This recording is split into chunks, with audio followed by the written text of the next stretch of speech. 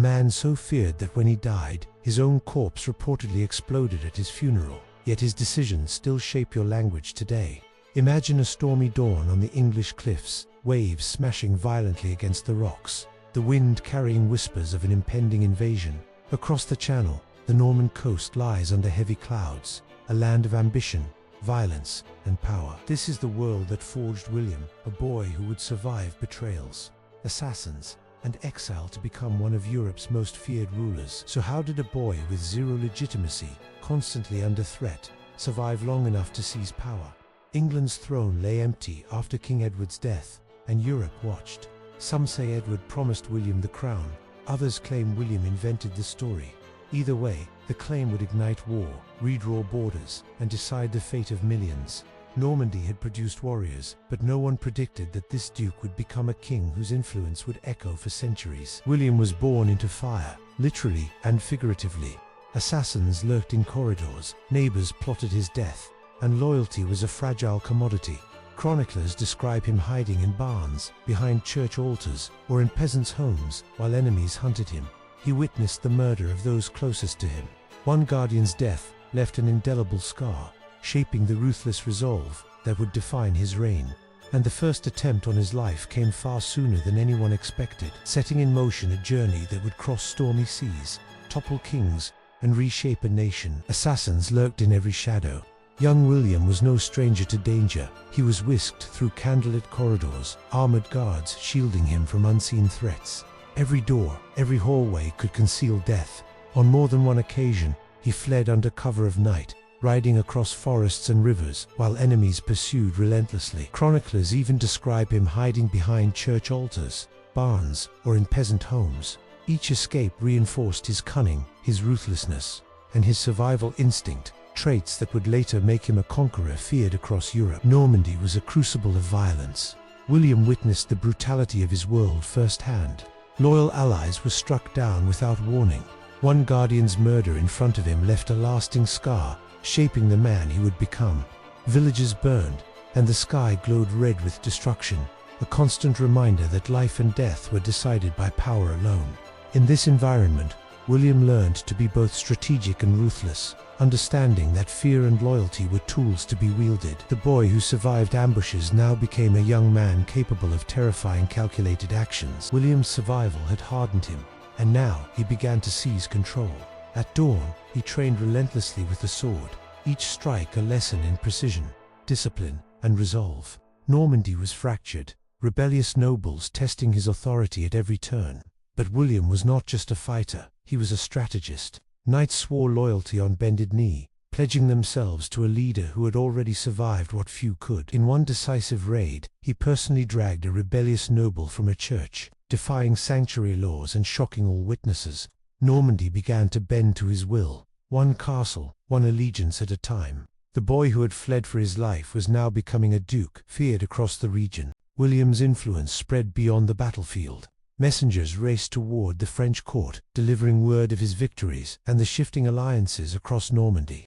Maps of the duchy showed banners changing hands, as noble houses realigned with the rising power of the conqueror. Rivalries simmered, but William's combination of fear and respect kept most from openly rebelling. He had learned that true power required not just strength, but cunning diplomacy. Each alliance secured, each castle subdued, brought him closer to his ultimate ambition, a crown across the Channel. Normandy, once a land of chaos, was slowly being molded by his hand into a force capable of conquering kings. By now, William was no longer just a survivor, he was a commander. The battlefield became his stage. Cavalry thundered through clouds of dust, French and Norman banners rising over ridges as armies clashed with brutal precision. Shields splintered, swords met flesh, and the cries of the dying echoed across the valleys. William moved like a shadow through chaos, directing maneuvers, rallying troops, and crushing pockets of resistance. Each victory reinforced his reputation as merciless and cunning. Normandy's rebellious nobles learned quickly, defy William, and the consequences would be swift and unyielding. And yet, across the Channel, another prize awaited the crown of England, a challenge that would demand all the ruthlessness, strategy, and courage he had honed in the fires of Normandy. News of King Edward's death reached Normandy, and the throne of England was suddenly within reach. Some chroniclers claim Edward promised William the crown. Others suggest William may have exaggerated the promise. Either way, the claim ignited immediate tension. English nobles, unaccustomed to Norman influence, chose a different heir, Harold Godwinson. William now faced a daunting truth. England would not accept him without bloodshed. The channel separating Normandy and England was more than water. It was a barrier between ambition and destiny, a gauntlet he would soon be forced to run. Normandy had tested him. England would define him. The stage was set. William had built an army, secured loyalty, and mastered the art of war. England, divided and uncertain, seemed within reach. But no one knew if this ambitious duke could survive another gamble, one that required crossing a stormy sea, confronting an unyielding nobility, and facing a king who would fight to the death. The conqueror was ready, but destiny, as always, was unpredictable. Every choice he made in the coming months would echo for centuries, shaping language, law, and the very identity of a nation. The question remained, could William take what history seemed to deny him?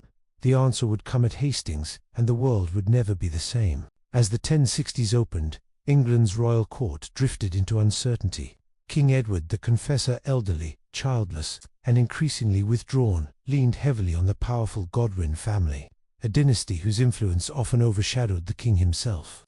Their sons held earldoms, commanded armies, and controlled England's most strategic territories. All of Europe watched the unfolding tension, because the question at the heart of it was unmistakable. Who would rule England after Edward? Across the Channel, William of Normandy tracked every rumor with growing intensity. For years, he had believed that Edward had quietly promised him the English crown. But in England, a formidable rival was rising. Backed by immense wealth, political reach, and unwavering support from the nobility, his ascent was inevitable. That rival was Harold Godwinson, man whose ambition would soon collide with William's destiny. Harold Godwinson wasn't born into royalty. He built his power through sheer ability. As Earl of Wessex, he controlled vast lands, commanded elite warriors, and held influence unmatched by any other noble. In Edward the Confessor's final years, Harold became the king's right hand, advisor, protector, and, in many ways, the true ruler of England. To the English nobles, Harold wasn't just strong, he was familiar, dependable, and one of their own. A foreign claimant like William seemed distant and risky. But beneath this rising popularity lay a dangerous tension. William believed Harold had once sworn a sacred oath to support the Norman claim, a moment wrapped in mystery, propaganda, and centuries of debate. As Harold's authority grew, William's hopes dimmed. Two powerful men, bound by conflicting ambitions, were now on a collision course that would shape the destiny of England. Norman sources, most famously the Bayeux Tapestry, tell a story that would haunt England for decades. Harold Godwinson, once shipwrecked off the coast of France, was captured and brought before William.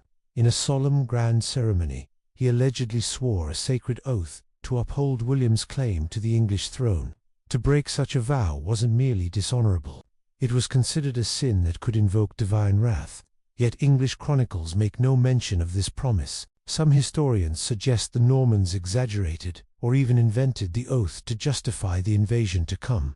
But to William, it was reality, a sacred, binding contract. And when Edward the Confessor died, Harold would shatter that oath, setting in motion one of the most explosive confrontations in medieval history. On January 5, 1066, King Edward the Confessor passed away after a long illness, leaving England without a clear heir.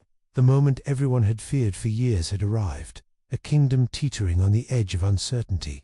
According to English nobles, Edward named Harold Godwinson as his successor, a deathbed decision immediately acted upon. The very next day, Harold was crowned king, Harold II. Across England, people cheered the rise of a familiar, English-born ruler, believing stability had returned at last. But across the Channel, William seethed. To him, Harold had not only broken a sacred oath, he had defied divine order itself. In Normandy, preparations began, and the shadow of war stretched across the seas. What had been a political dispute now became a war destined to reshape nations. When news of Harold's coronation reached Normandy, William's fury was immediate. To him, this was more than a political slight, it was a moral violation.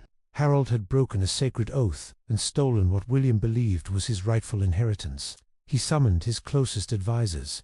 Heated debates flared, strategies were argued, but the verdict was unanimous. William would take the throne by force. Next, he turned to the Pope, framing the dispute as a violation of God's order. To William's advantage, the papacy sided with him, sending a sacred banner, a divine endorsement of his mission. Suddenly, the conquest of England was no longer just a matter of politics, it was a holy endeavor. With divine legitimacy, military preparation, and personal vengeance aligned, William's destiny was set. England would be his. Invading England was an enormous undertaking. William needed men, ships, horses, weapons, and supplies, everything for a full-scale cross-channel war. He traveled across Normandy and beyond, rallying knights with promises of land, wealth, and glory. Warriors from Brittany, Flanders, Aquitaine, and even Italy answered the call. Norman shipyards buzzed day and night, crafting hundreds of vessels. Blacksmiths hammered swords, armorers reinforced mail, and carpenters built siege engines. Villages swelled with activity as every hand contributed to the looming invasion. By the summer of 1066, William had assembled one of the most formidable armies Europe had ever seen. Yet across the Channel, England was not idle. Its own defenses and armies were preparing for the storm that was about to arrive. Harold Godwinson's greatest challenge wasn't only William, it was the convergence of enemies who sensed opportunity in England's uncertainty. At the forefront was Harald Hardrada, the legendary Viking king of Norway, who claimed the English throne for himself and sailed with a formidable army. Complicating matters further, Harold's estranged brother, Tostig, joined forces with Hardrada, driven by vengeance and ambition. Harold was forced to stretch his defenses thin, stationing troops along the southern coast to monitor William while preparing to march north against the Norwegians. Even a strong king can only be in one place at a time. In 1066, England faced simultaneous storms, Viking swords in the north, Norman fleets in the south. The year that would reshape the kingdom had begun, and every decision would carry the weight of life, death, and destiny. In September 1066, Harald Hardrada's Viking fleet, among the largest since the height of the Viking Age, descended upon the English coast near York. Their arrival was a stark reminder that the north still harbored ancient enemies. Hardrada was no ordinary king. A seasoned warrior, he had fought across Europe and served in the elite Varangian Guard. His ambition matched William's, and his reputation spread fear even before the first blade was drawn. Harold Godwinson responded with astonishing speed, marching hundreds of miles north in a matter of days. Every step brought him closer to a decisive clash. His objective was clear: crush the Viking threat swiftly, then turn south to confront William. One wrong move could doom England, and the course of history hinged on the decisions made in the coming days. Harold's northern march reached its climax at the Battle of Stamford Bridge on September 25, 1066. The English army struck swiftly, catching the Vikings off guard after an unexpected river crossing. Chaos erupted as swords clashed, shields shattered, and battle cries echoed across the fields. Harold fought alongside his men, demonstrating courage that would become legendary. Harald Hardrada, towering over his warriors, fought with unmatched fury until an arrow pierced his throat and the Viking line crumbled. England had repelled its last great Viking invasion, but victory came at a steep price. Harold's army was exhausted, wounded, and scattered far from the south, leaving little time to rest or regroup. And on that very day, across the Channel, William's fleet set sail. The next storm in 1066 had begun. On September 28, 1066, William's fleet reached Pevensey on England's southern coast. The Normans disembarked with precision, quickly establishing a fortified base and unloading supplies. Every movement was calculated, every action deliberate. William ordered local estates burned, a strategic signal to draw Harold into battle. He knew the English king's forces were still far to the north, exhausted from Stamford Bridge, bloodied, and unprepared for another fight. In contrast, William's troops were fresh, disciplined, and ready. For the first time, a Norman duke stood on English soil, poised to claim a crown by force. Every maneuver, every fire set, brought him closer to destiny. The stage was set, the stakes unimaginable, and the countdown to the Battle of Hastings had begun, a confrontation that would change England forever. Fresh from victory at Stamford Bridge, Harold Godwinson received news that sent a chill through his bones. William had landed on the southern coast. His army, exhausted and battered from the northern campaign, faced another impossible challenge. Yet there was no time to rest. William was moving swiftly, burning villages, securing supply lines, and solidifying his foothold. Delay could mean disaster.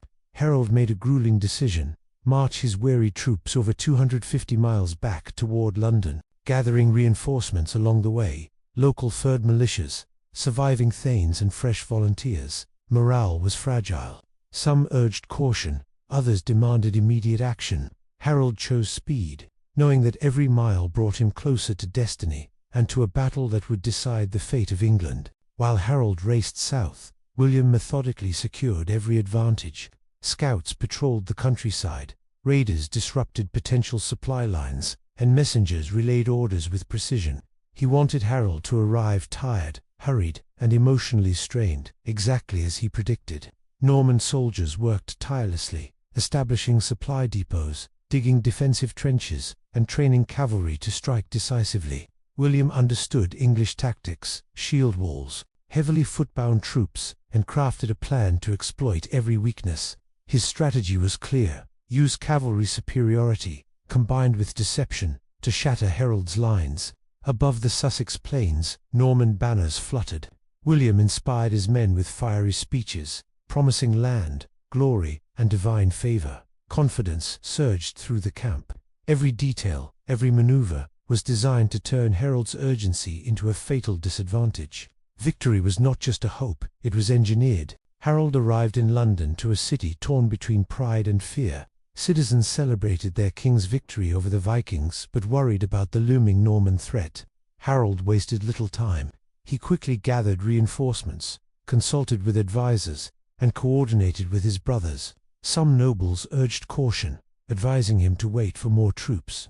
But Harold's sense of honor, and perhaps a desire to confront William before his power grew, drove him forward. After only a brief respite, Harold marched south toward Hastings, determined to confront the invader. His choice to act quickly would be remembered both as a mark of courage and as a risky gamble. Every step brought him closer to destiny, and every decision carried the weight of England's fate. By October 13, 1066, the two armies faced each other near Hastings. Harold seized Senlac Hill, claiming the high ground for a strong defensive position. His men formed the legendary shield wall, interlocking shields into a solid barrier, the same formation that had crushed Viking invaders weeks earlier. Though weary from their rapid march, Harold's troops trusted their king and believed in their homeland. Below, William's Norman army stood confident, well-fed, and rested. Banners bearing the papal blessing fluttered in the wind, a reminder that God favored their cause. Both camps prepared quietly under the moonlight, aware that history would be made the next day.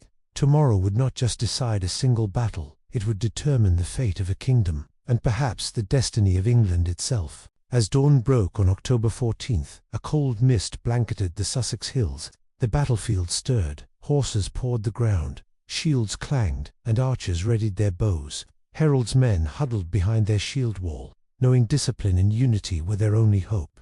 Across the ridge, William surveyed his forces with calm precision. He split his army into 3 divisions: Bretons on the left, Normans in the center, and French allies on the right. Archers took positions, arrows poised to rain down. Both leaders studied each other carefully. Harold under the dragon banner, William on horseback, calculating every risk. Every breath carried tension. Every movement signaled intent. In mere moments, history would be written. The fate of England hung in the balance, and the world would never forget the events about to unfold on Senlac Hill. The clash began as Norman archers unleashed a storm of arrows against the English shield wall. Some struck shields, some soared harmlessly overhead, but every shot announced William's assault. Norman infantry surged uphill, steel meeting steel, yet Harold's men held firm. Shields locked, axes and spears countered every advance, and the melee became a brutal close-quarters struggle. Dust and smoke mingled with the cries of the wounded. Senlac Hill became a chaos of iron and blood. For a fleeting moment, the uphill Norman assault wavered.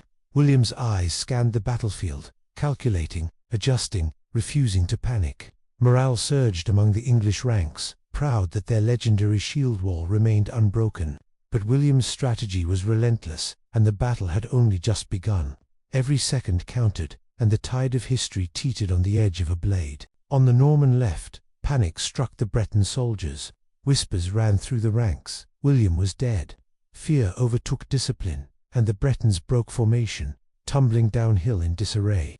The English surged forward, sensing victory, chasing the fleeing troops with confidence. The Norman campaign teetered on the brink of disaster, but William was alive. With astonishing speed, he spurred his horse to the front, lifted his helmet, and revealed his face to the troops. "I live." His shout rang across the battlefield. The effect was electric. Fear turned to courage. Chaos became order. William rallied the Bretons, reorganized his flank, and reinforced the attack.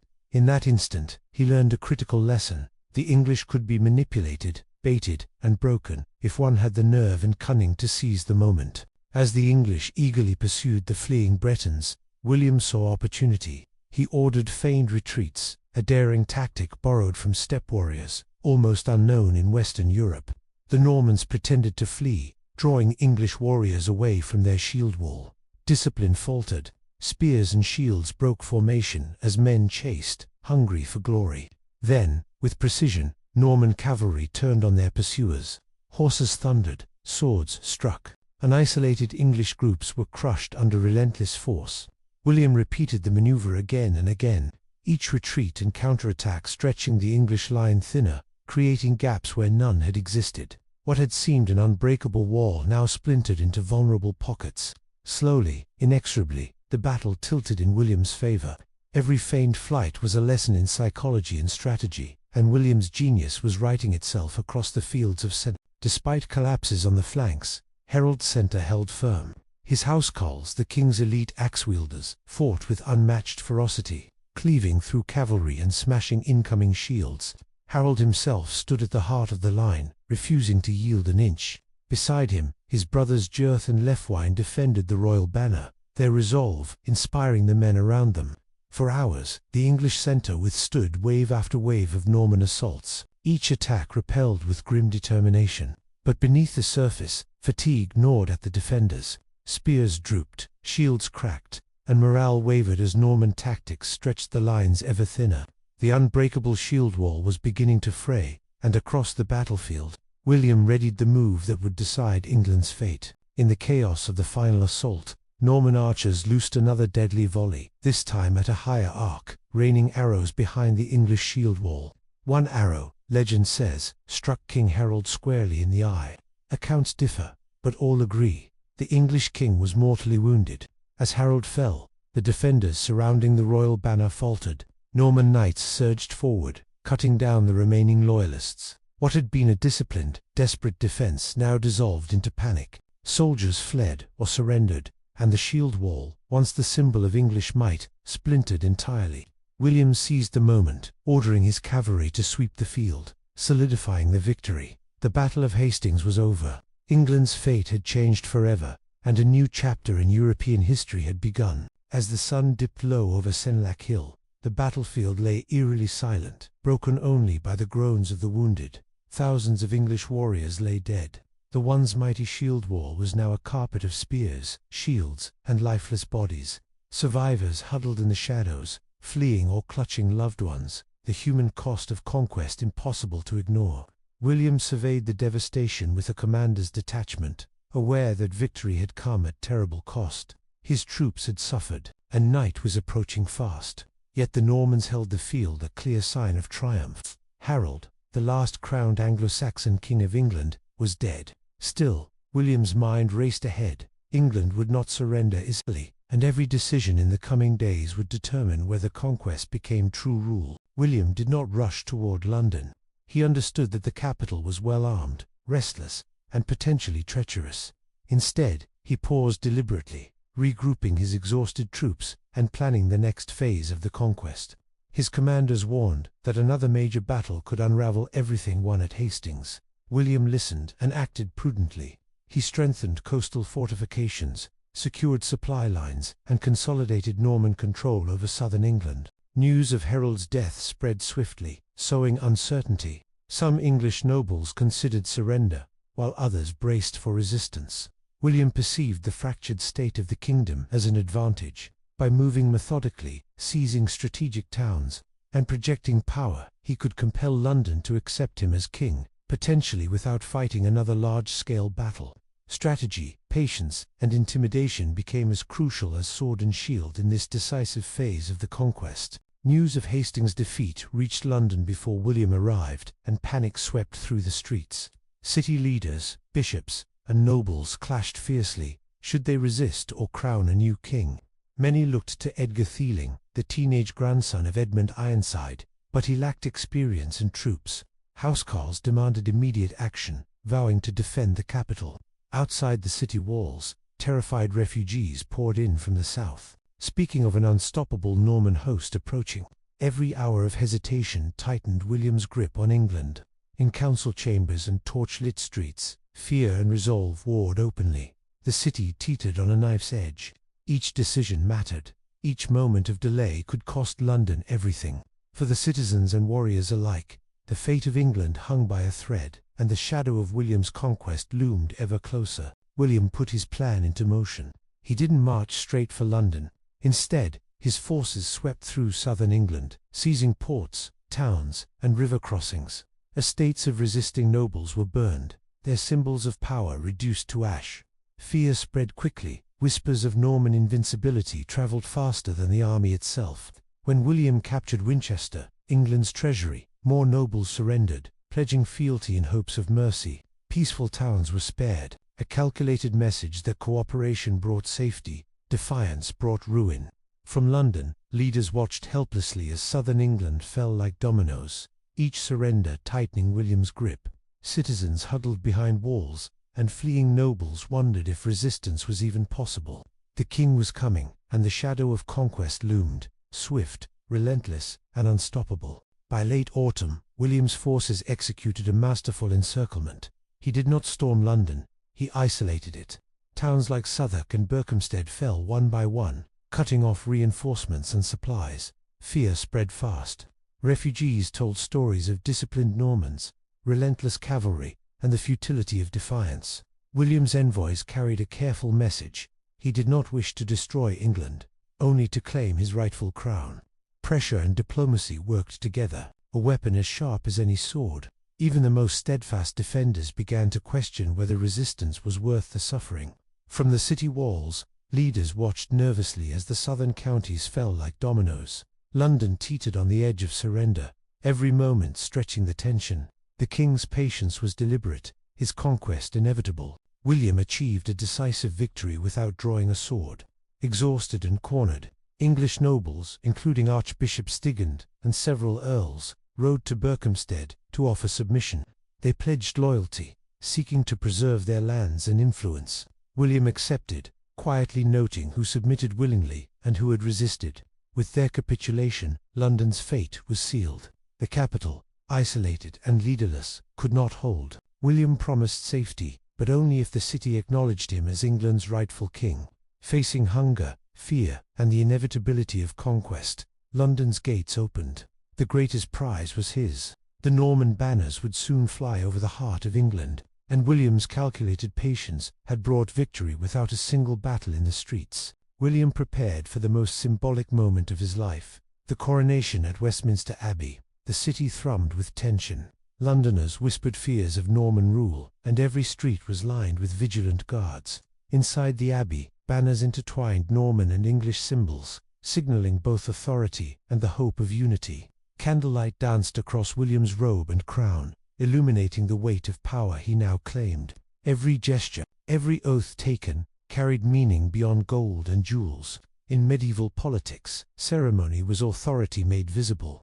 A crown was a statement. England had a king, and that king was William. He felt the eyes of nobles, clergy, and citizens upon him, measuring loyalty, submission, and fear. Behind the grandeur, he remained, calculating, aware that the kingdom's future now rested on his hands. On Christmas Day 1066, William entered Westminster Abbey, flanked by Norman knights and English clergy. Whispers filled the vaulted hall as Archbishop Aldred prepared the anointing. He asked the English if they accepted William as king. Their shouted approval echoed through the abbey. Outside, Norman guards misheard the noise as rebellion.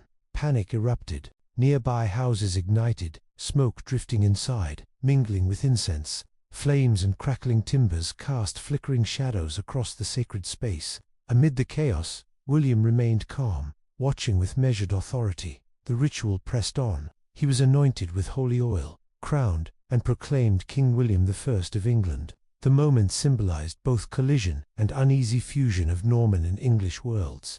A new chapter of English history had begun. Though crowned, William knew his throne remained fragile. England was vast, divided, and rife with nobles who resented foreign rule. To secure loyalty, he distributed lands to trusted Norman knights, planting them strategically across the kingdom.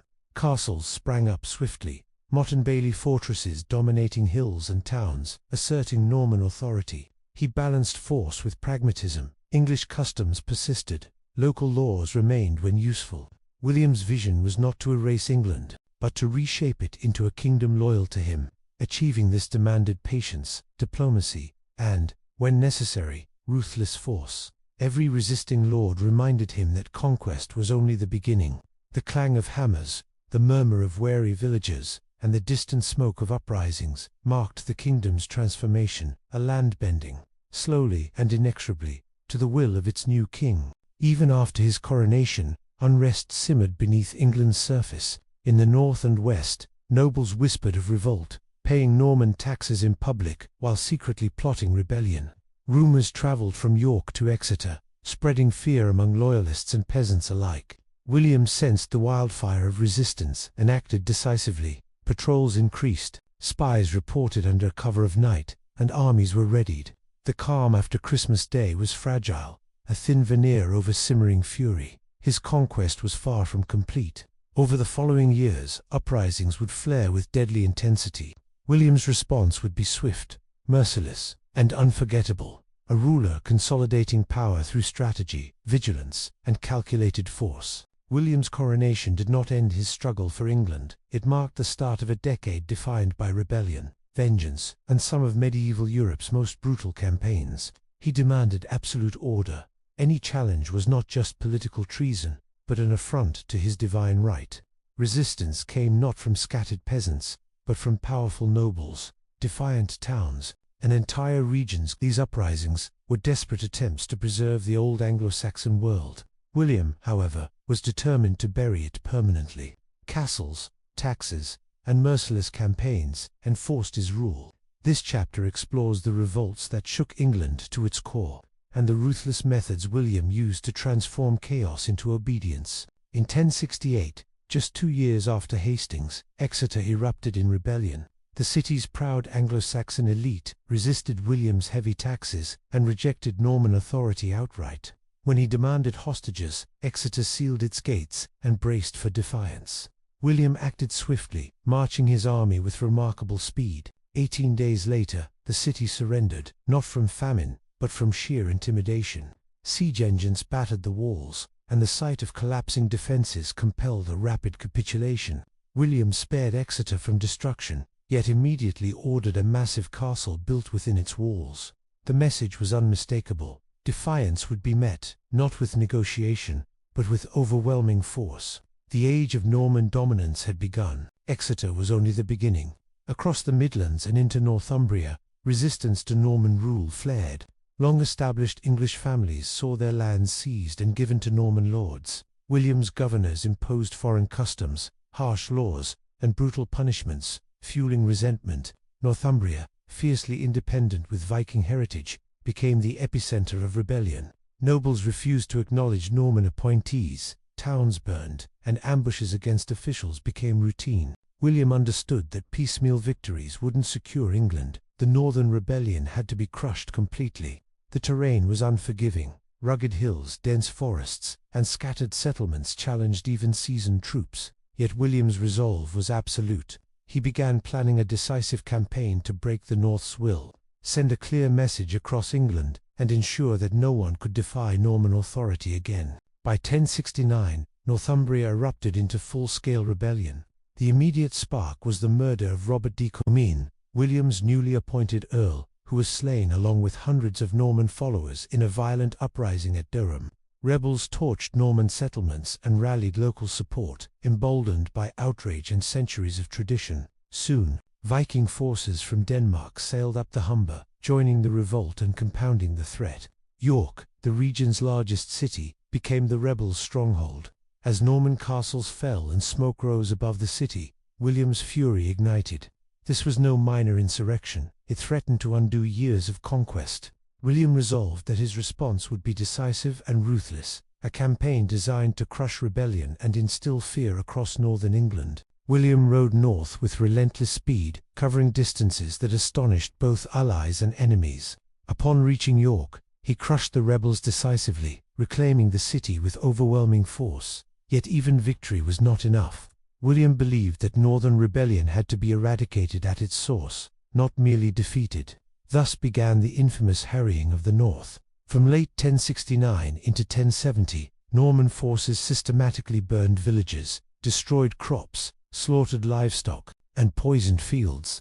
The harsh winter amplified the devastation. Tens of thousands perished from famine and exposure. Chroniclers later reported that no life, human or animal, was spared. The North lay in ashes, a stark warning to all of England. Defiance would be met with total annihilation. Few campaigns in medieval Europe matched the sheer ruthlessness of William's northern campaign. The harrying of the North left scars that would last generations. Entire regions were depopulated, and the once thriving economy collapsed. Fields that had fed thousands lay barren for years. Villages vanished, and survivors faced famine and despair. Even some Norman chroniclers, normally loyal to William, described the campaign as excessively cruel, far beyond what was necessary for order. Yet in William's calculation, the devastation served its purpose. The North would not rise in rebellion again during his lifetime. The campaign cemented his reputation as a ruler of strategic brilliance and ruthless decisiveness. England was transformed from a patchwork of semi-independent earldoms into a unified kingdom, under one unquestioned authority. William I, the message was unmistakable. Defiance carried deadly consequences, and loyalty ensured survival. Even after the devastation of the North, rebellion simmered. In 1075, three powerful earls, Ralph de Gale, Roger de Bretteville, and Waltheof of Northumbria, staged what became known as the Revolt of the Earls, the final major challenge to William's rule. Their motives ranged from personal ambition to resentment and fear of losing influence to Norman newcomers. Yet the rebels were disunited, their plans poorly coordinated. William, though in Normandy, acted decisively, delegating loyal nobles and bishops to suppress the uprising before it could spread.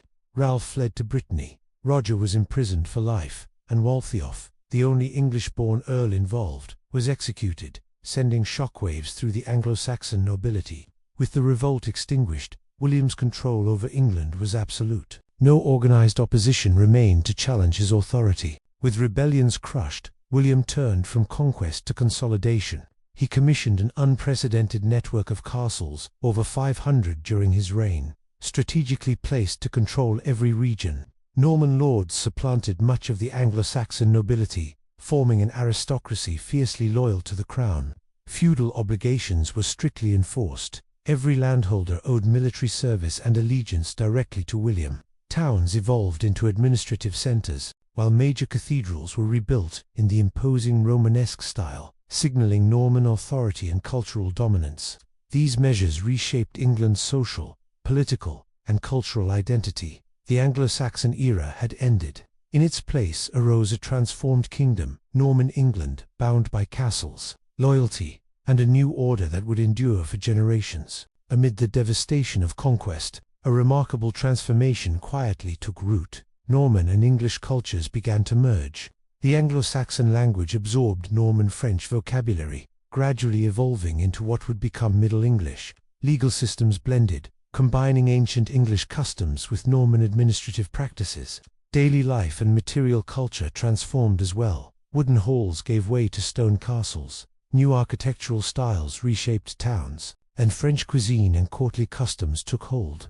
Over generations, conquerors and conquered intermarried, forging a hybrid aristocracy. The England that emerged, its language, law, governance, and identity, carried William's enduring imprint. He had not only won a kingdom by force, but had subtly rewritten its cultural and societal blueprint, leaving a legacy that would resonate for centuries. By the late 1070s, William's grip on England was absolute. rebellions were crushed, the kingdom reorganized, and his authority unchallenged. Yet William's ambition extended beyond control. He sought order, clarity, and total knowledge of his realm. Every manor, every landholder, every obligation mattered. This drive produced one of medieval Europe's most extraordinary administrative achievements, the Domesday Book, a meticulous survey of lands, resources, and wealth. It earned comparisons to the Final Judgment. Through it, William ensured that no corner of England remained unknown. His vision of a fully mapped, fully managed kingdom endured, guiding rulers for centuries. The Domesday Book was more than record-keeping. It was a statement of power, oversight, and unyielding authority, a lasting testament to William's ambition and the England he had forged. By 1085, nearly 2 decades after Hastings, William faced a new threat. Rumors of a Danish invasion, led by King Canute IV. The possibility of a fleet reclaiming England forced him to confront a stark truth. He could not protect what he did not fully know. He required precise knowledge of his kingdom. Every manor, every landholder, every levy, every source of revenue. That winter, William conceived a revolutionary plan, a kingdom-wide survey so detailed that no village would be uncounted, no field unmeasured, no obligation overlooked. This became the Domesday Book, a record so thorough and final that contemporaries compared it to the Last Judgment. With it, William could wield power with absolute certainty, ensuring England's wealth, loyalty, and obligations were fully known, a testament to his vision and unyielding authority. William dispatched teams of royal commissioners to every corner of England. Their task: gather sworn testimony from landowners, villagers, priests, and reeves. Under oath, witnesses reported who held each parcel of land, its value, changes since Edward the Confessor's reign, and all obligations, taxes, labor, and services owed. Nothing escaped notice. Mills, vineyards, fisheries, even beehives, were meticulously recorded. Entire communities were summoned to meet the king's officials, and the process was exhaustive. People quickly understood the survey's weight. The king was creating a definitive record that would settle disputes, enforce obligations, and codify his authority. Once compiled, this unprecedented document would become law, transforming the governance of England forever. The Domesday Survey unsettled many English villagers. They were unaccustomed to such meticulous scrutiny, and fear ran deep. Some worried about higher taxes. Others feared the king might seize their lands outright. Chroniclers noted that the process was greatly burdensome, yet few dared defy royal authority. For William, ambiguity was intolerable. Every claim of land and every right had to be verified under oath.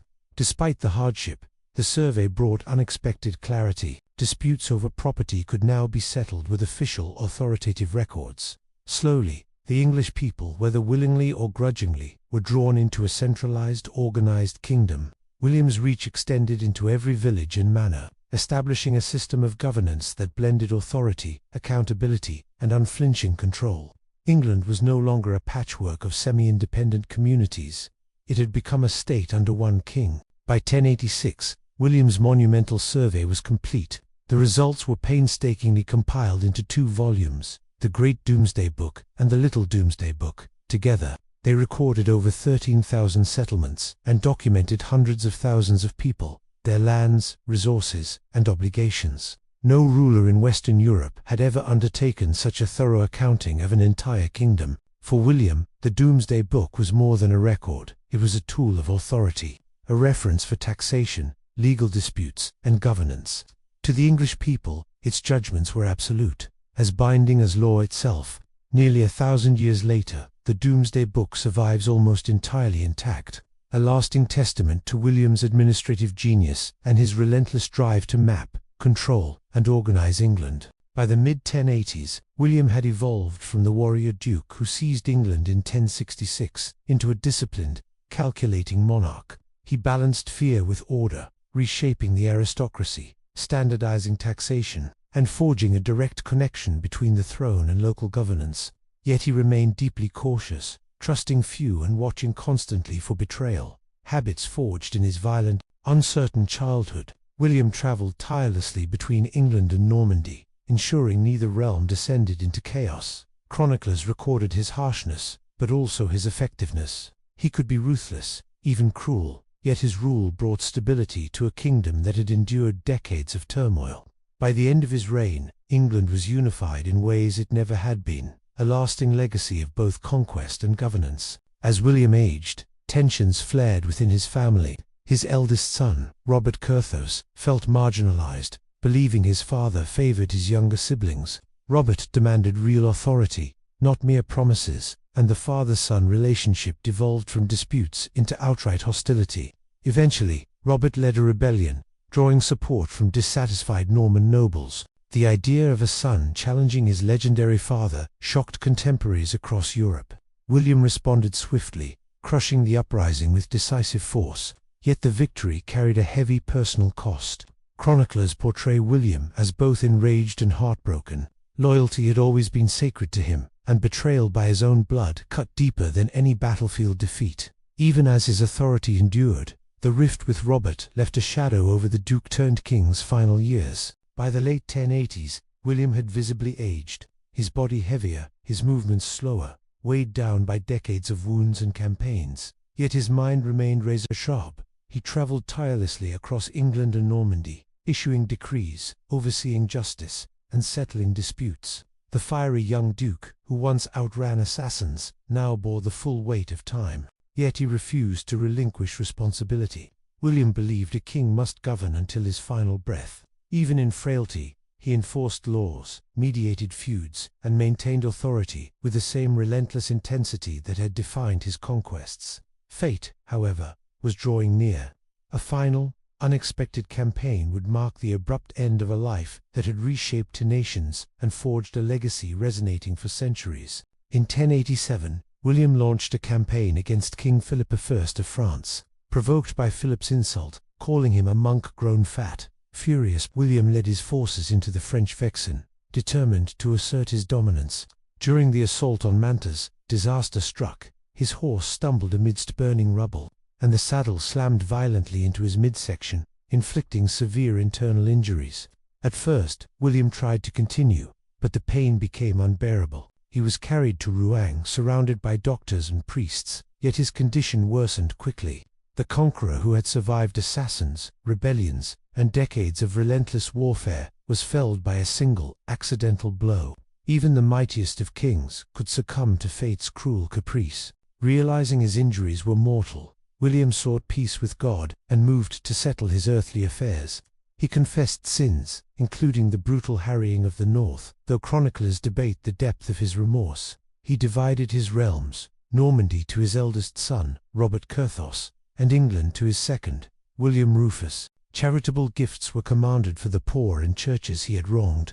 Even in his final hours, William remained vigilant, posting guards and admitting only trusted clergy and knights.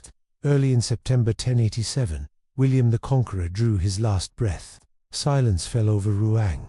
The warrior, ruler, and administrator who had reshaped England and Normandy was gone. His legacy, fearsome, brilliant, and transformative, would echo through centuries. William's death unleashed immediate chaos. Attendants panicked, fearing looting and political upheaval, leaving the king's body nearly unattended. Some accounts suggest even his personal treasures were seized by opportunistic servants. Meanwhile, his sons rushed to secure their inheritances, Robert in Normandy, William Rufus in England. The kingdom William had held together through fear, strategy, and relentless authority, now teetered on the edge of fragmentation. At his burial in Caen, disorder continued. The church was too small for his swollen body, forcing attendants to press him into the tomb. One mourner even interrupted, accusing William of wronging the church in life. For a ruler who demanded precision and obedience above all, this chaotic, contentious end was a final, ironic testament to the turbulent era he had forged. William's death left both England and Normandy at a fragile crossroads. For 2 decades, his authority had been absolute, maintained through fear, discipline, and relentless oversight. With him gone, that iron grip vanished almost immediately. His sons, Robert and William Rufus, were ambitious but divided, each convinced he deserved more than his father's inheritance. Nobles sensed opportunity. Some plotted rebellions, others forged new alliances. William had centralized power, but its stability had depended on his presence. Cracks quickly appeared across the political landscape. Yet paradoxically, his long-term influence was only beginning. The systems he built, feudal obligations, strategically placed castles, and meticulous administrative records, would endure far beyond the initial chaos. Even in death, William continued to shape the England emerging from turmoil. William Rufus, the Conqueror's second son, moved swiftly to claim England. Backed by powerful Norman barons and Archbishop Lanfranc, he rode to London, seizing the crown before rivals could act. His coronation was hurried, a calculated display of authority amid uncertainty. Rufus inherited his father's intelligence and ambition, but lacked William the Conqueror's discipline and strategic patience. Many nobles viewed him as impulsive, arrogant, and susceptible to flattery. Yet in the immediate aftermath, England accepted his rule. Rufus pledged to uphold his father's laws and preserve stability, though doubts lingered over whether he could maintain the order William had established. For now, the kingdom watched cautiously as a new king assumed the reins, aware that a legacy of power and fear still hung over the land. Meanwhile, William's eldest son, Robert Curthos, assumed the title Duke of Normandy. Free from his father's shadow, he now confronted a harsh reality. Normandy was far from secure. Ambitious barons, long restrained under William, tested his authority at every turn. Some remained loyal, but many exploited Robert's inexperience, pursuing personal power and undermining ducal governance. Rivalries and disputes erupted across the duchy, creating unrest that threatened trade, justice, and security. Across the Channel, English leaders watched anxiously, aware that Normandy's instability could spill into their own realm. The once unified Anglo-Norman dominion was fractured. William's death had not merely divided his lands, it ignited rivalries and power struggles that would define Anglo-Norman politics for decades, shaping alliances, rebellions, and the future of medieval Europe. After William's death, one figure sought more than inheritance. Bishop Odo of Bayeux, William's half-brother, ambitious, wealthy, and politically astute, Odo resented William Rufus and schemed to crown Robert Curthos in England. In 1088, he ignited a widespread rebellion, rallying discontented nobles across the south. Castles were seized, villages disrupted, and the kingdom teetered on the edge of chaos. Rufus responded decisively, blending promises of fairer governance and lower taxes with a show of military strength to secure loyalty. Within months, Odo's uprising crumbled. The bishop was stripped of authority, exiled to Normandy, and his ambitions thwarted. This triumph solidified Rufus's rule, but revealed how precarious England remained in the years after the Conqueror's death, reminding all that loyalty was hard-won and fragile. Beyond rebellions and succession crises, William's conquest permanently transformed England. The redistribution of land created a new aristocracy loyal directly to the crown, effectively replacing the Anglo-Saxon nobility with Normans, whose power depended entirely on royal favor. This restructuring touched every level of society. Peasant obligations, local courts, and governance were all reshaped. England became politically and culturally intertwined with continental Europe like never before. French dominated law, administration, and elite culture, while English persisted among common people. Over generations, the two languages blended, giving rise to Middle English and eventually shaping the modern language. William's conquest had not only imposed new rulers, it had rewritten the social, political, and cultural DNA of a nation, leaving a legacy that endured for centuries and defining England's trajectory in ways his contemporaries could scarcely imagine. One of William's most enduring legacies is etched in stone. The Normans replaced Anglo-Saxon wooden fortifications with massive castles, built not only for defense but as unmistakable symbols of authority.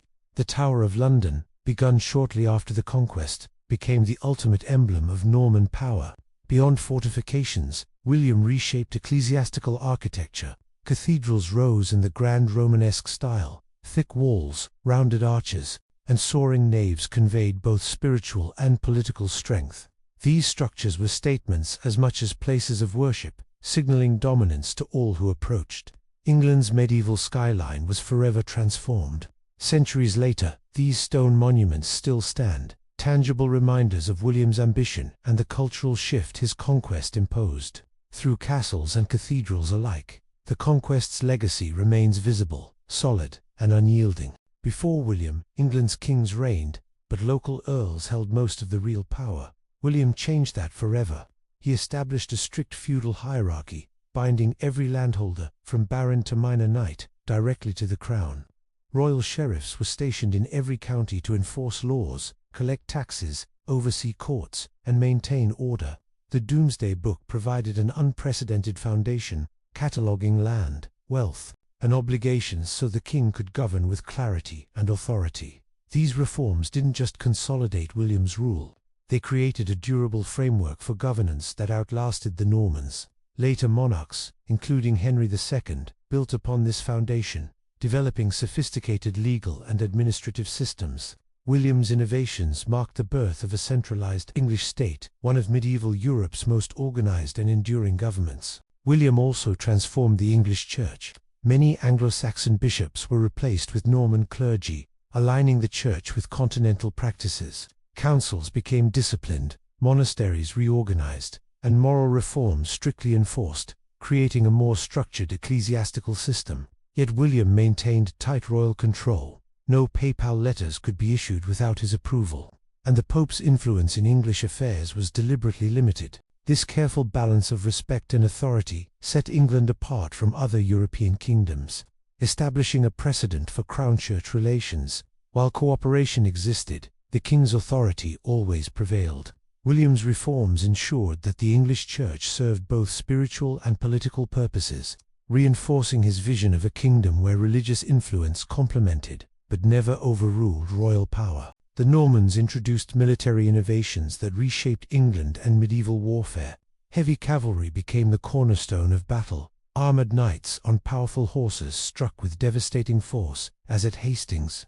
Stone castles replaced wooden forts, enabling rapid territorial control and a new era of fortified defense. Logistics and siegecraft were professionalized. Coordinated supply lines, trained engineers, and planned assaults allowed the Normans to wage war efficiently across England. Under William, England adopted continental military strategies, preparing knights for campaigns far beyond its borders. These developments influenced the Crusades, where Norman-trained forces played key roles. The iconic medieval knight emerged from this system. England's armies evolved from foot soldiers forming shield walls to a battlefield dominated by mounted knights, fortified positions, and disciplined strategic planning, a transformation with lasting impact on European warfare. From a modern perspective, William the Conqueror ranks among Europe's most consequential rulers. His victory at Hastings didn't just win a crown, it redirected England's destiny. Administrative reforms, from the Domesday Book to the network of sheriffs and castles, established a centralized state that endured for centuries. Culturally, the fusion of Norman and Anglo-Saxon traditions reshaped language, law, and society. Yet William's legacy is complex. To some, he was a brilliant strategist and visionary. To others, a ruthless tyrant whose campaigns caused immense suffering. Violence, ambition, and an unshakable belief in divine right defined him. Still, the imprint of his rule is unmistakable. Modern England, its governance, its language, its identity, bears the mark of a determined Norman duke who crossed the Channel and changed history forever. William the Conqueror's renown extended far beyond England. Across Europe, kings, dukes, and chroniclers alike recognized his extraordinary military skill and feared his ruthless decisiveness. Reports from France, Italy, and even the Byzantine Empire depict him as a formidable, ambitious leader who combined strategic brilliance with relentless enforcement of authority. Diplomats approached him with caution, understanding that loyalty was demanded and rebellion punished without mercy. Yet admiration accompanied fear. William's ability to merge force with meticulous administration inspired rulers across the continent. His campaigns demonstrated how military conquest and governmental organization could be intertwined, providing a blueprint for strong, centralized rule. In essence, William became more than a conqueror of England. He became a standard of medieval kingship, a figure both respected and dreaded, whose methods shaped European political thought for generations. William's life was recorded in meticulous detail by Norman chroniclers such as William of Poitiers and Orderic Vitalis. Their narratives blend admiration, political propaganda, and moral reflection. He appears as divinely appointed, courageous, disciplined, and unflinching in punishing rebels. Tales of Hastings, the harrying of the north, and the rise of castles dominate their accounts, showcasing his military and administrative skill. Anglo-Saxon sources, in contrast, emphasized suffering. William's conquest reshaped English law and governance in ways that endured for centuries. He introduced Norman legal practices into English courts, blending them with existing Anglo-Saxon customs. Central to his reforms was the principle that all landholders were accountable to the crown. Sheriffs acted as the king's agents, enforcing laws, collecting taxes, and monitoring disputes. By codifying property rights and recording them in the Domesday Book, William created a predictable system that strengthened royal authority. These measures unified England under a centralized administration while ensuring efficient taxation and legal oversight. William's approach combined military conquest with bureaucratic innovation, demonstrating a sophistication rare in medieval Europe. He not only conquered territory but also the very frameworks of governance, laying the foundation for English law and the development of the common law system. One of the most enduring effects of William's reign was cultural transformation. Norman French became the language of the court, administration, and aristocracy, while English remained the tongue of the common people. Over decades, the two languages fused, enriching vocabulary, grammar, and literature, giving rise to Middle English, capable of expressing both elite sophistication and everyday life. Cultural shifts extended beyond language. Architecture evolved with stone castles, Romanesque cathedrals, and monasteries. Fashion, cuisine, and social customs blended Norman and Anglo-Saxon traditions, while feudal systems reorganized landholding and community life. William's conquest was as much cultural as political, laying the foundation for an Anglo-Norman society whose influence would resonate for centuries in English identity, law, language, and daily life. William's reign reshaped England's economy in profound ways. By redistributing land to loyal Norman nobles, he concentrated wealth and established a clear system of feudal obligations. Taxes, rents, and dues were systematically collected, with the Domesday Book providing an authoritative record to enforce accountability. Trade thrived under Norman protection, particularly in towns along rivers and coasts, where markets became regulated and commerce expanded. Devastation of the north, though catastrophic, created opportunities. Merchants, artisans, and builders were mobilized to reconstruct towns and infrastructure, sparking localized economic revival. William's policies strengthened the crown's financial control, ensuring resources for defense, administration, and future projects. Harsh though they were, his reforms laid the groundwork for a centralized, prosperous England, integrated into European trade networks and capable of sustaining governance and warfare. Under William, feudalism became a functioning, enforceable system across England. Every landholder owed loyalty, military service, and taxes directly to the king. Barons managed large estates, knights served locally, and peasants worked the land in exchange for protection and sustenance. This hierarchy created order and efficiency while reinforcing William's authority, making rebellions easier to anticipate and suppress. Rewards were granted to loyal subjects. Disloyalty was punished swiftly and often harshly. By clearly defining social, military, and economic obligations, William transformed England into a kingdom where power flowed upward toward the crown. The system he established endured for centuries, shaping governance and military organization not only in England but across medieval Europe, offering a durable model of feudal order that outlasted his dynasty. William's relationship with the Church defined the fusion of spiritual and temporal power in England. By appointing loyal Norman bishops, he secured ecclesiastical support while limiting papal interference in royal affairs. The Church became a vital partner in governance, legitimizing William's rule and assisting with administrative reforms. Monasteries and cathedrals served as centers of learning, record-keeping, and political influence, while bishops acted as both spiritual guides and royal allies.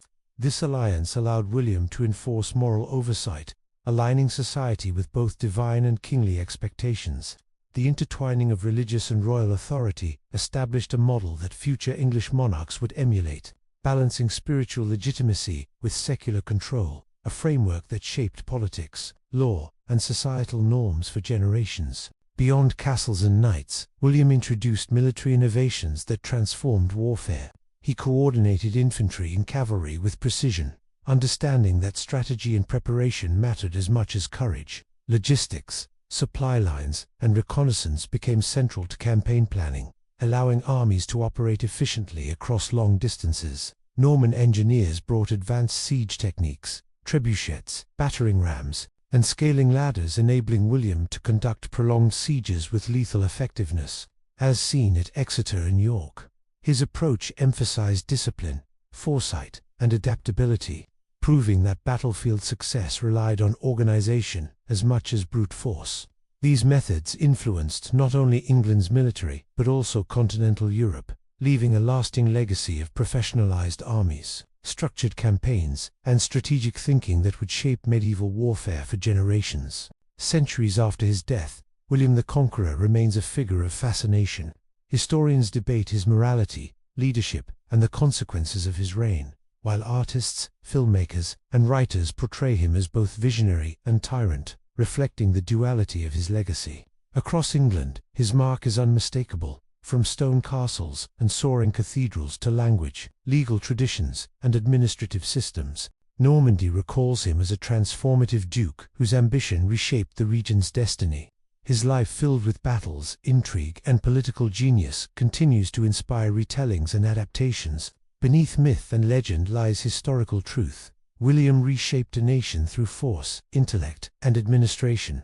Modern England still carries the imprint of his conquest and vision, a testament to a ruler whose influence echoes across centuries. As William's story approaches its close, it is clear that his legacy cannot be defined by battles alone.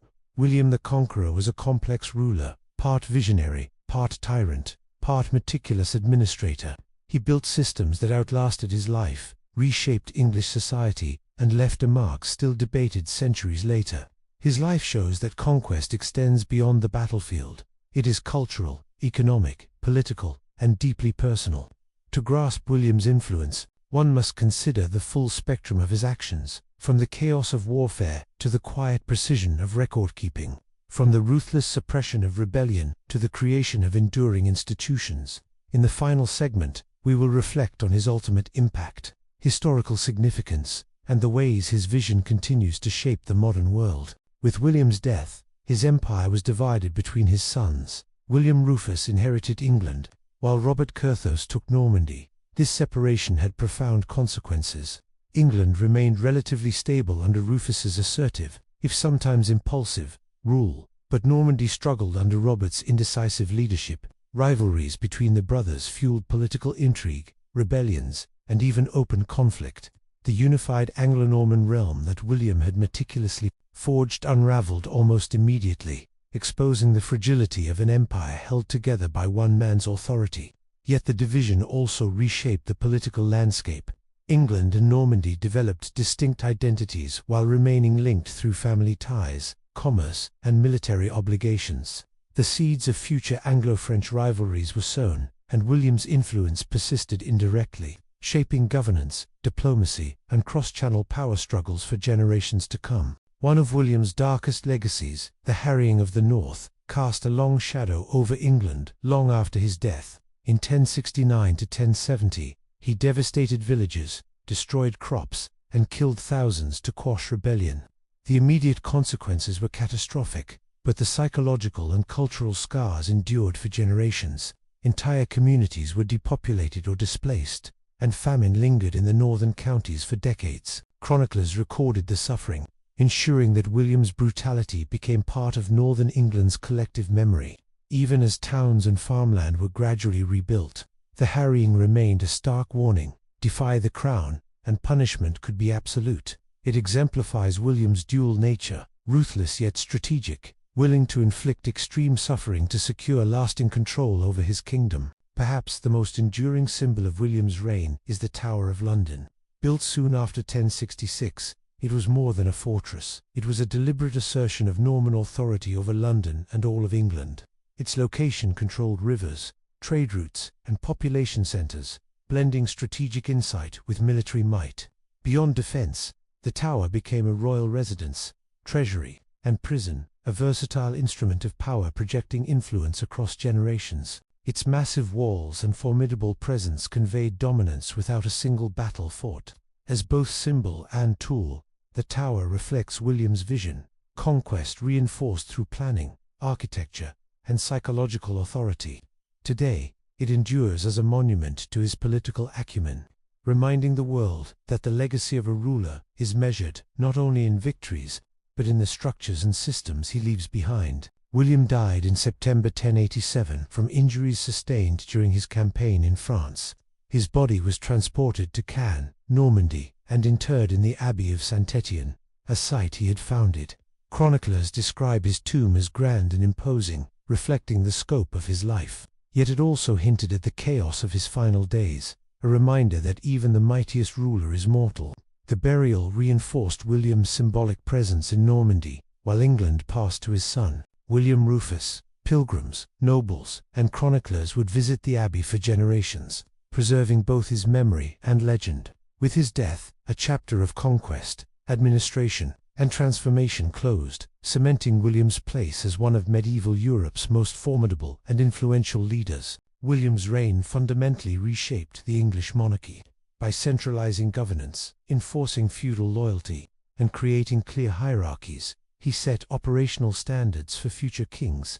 His successors inherited more than territory. They inherited systems of courts, taxation, military organization, and administration that enabled effective, authoritative rule. Even William Rufus, often criticized for impulsiveness, relied on these foundations to maintain control. William emphasized accountability, meticulous documentation, and the principle that all power flowed directly from the crown.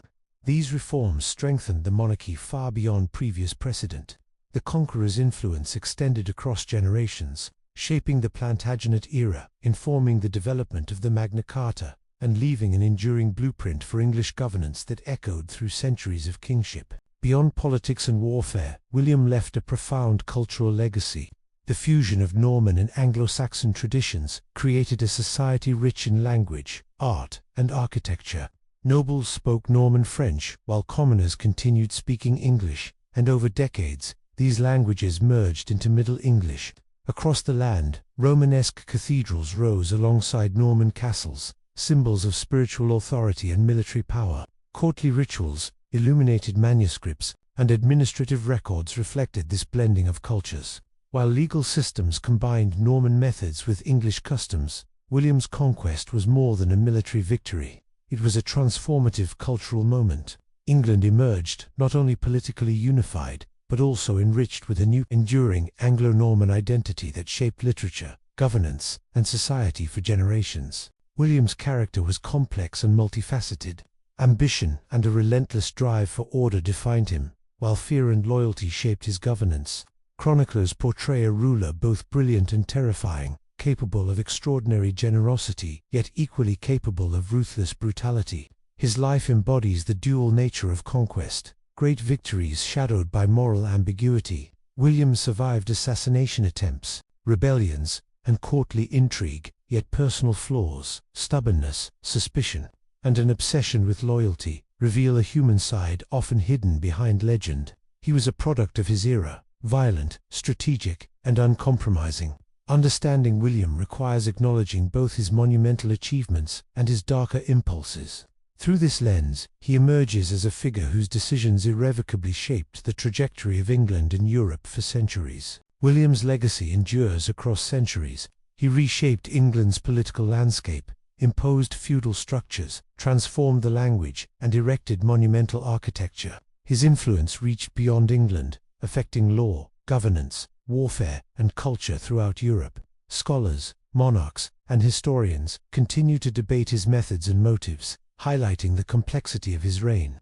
Though often ruthless, his reforms brought lasting stability. Every castle, cathedral, and legal record stands as a testament to William's vision, tangible reminders of his ambitions. His conquest was not merely territorial, it was the construction of a kingdom designed to endure. From the Domesday Book to the Tower of London, William's imprint is unmistakable. Through these achievements, he secured his place among the most consequential figures of the medieval world, shaping generations of England and beyond. Today, William the Conqueror is remembered as both hero and tyrant.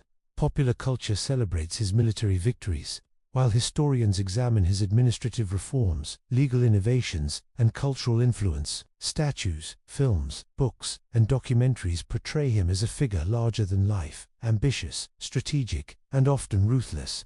Scholars debate, was he primarily a tyrant, a visionary strategist, or both? What is undeniable is that William irrevocably reshaped England. The foundations of modern English governance, law, architecture, and cultural identity bear his imprint. Studying his life offers insights into leadership, the consequences of ambition, and the enduring power of decisive action. William's story bridges medieval and modern worlds, reminding us that the echoes of the past continue to shape the present. As we conclude William the Conqueror's story, it becomes clear that his life was about more than conquest. It was about transformation. From a vulnerable Norman duke to a king who reshaped England, William combined strategy, ruthlessness, and vision. His battlefield victories were matched by innovations in governance, law, architecture, and culture. Yet his legacy is complex, celebrated by some, condemned by others. He reminds us that leadership demands both ambition and moral reckoning, and that the consequences of power can echo across centuries. William's life is etched into the very fabric of England. By reflecting on his triumphs, failures, and enduring influence, we see how one individual's choices can reverberate through generations, permanently shaping the course of history.